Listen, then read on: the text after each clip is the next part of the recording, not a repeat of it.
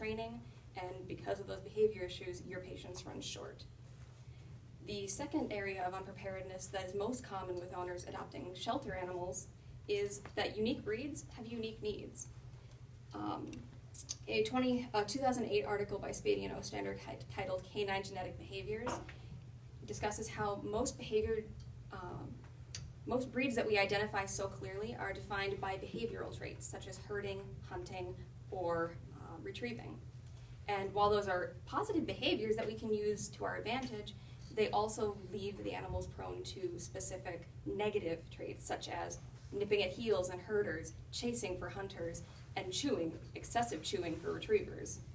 And a well-behaved dog doesn't happen overnight. It's not something that, just like kids, you don't get a well-behaved kid in a week. It takes years to instill manners. Same with an animal. It takes the same amount of training and time and patience.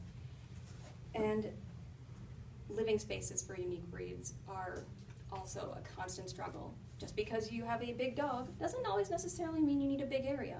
And just because your dog is only 30 pounds doesn't mean that he can live in an apartment. A Newfoundland is an enormous dog, but doesn't need a lot of exercise space because of what they were originally bred for. But a smaller dog like a Sheltie, only 30 pounds, but needs an excessive amount of exercise in order to be healthy and happy. Now that I've told you a little bit about the causes that underlie the overcrowding of shelters, I'm going to pass it along to Phynix to tell you about some solutions we can implement. Okay, so now we've reviewed the problem, we've discussed some issues, now we're going to talk about the solution. The biggest thing you can do to solve this problem as an animal shelter would be to employ trainers on your staff, and also one thing that the general community can do would be to create more breed-specific rescues.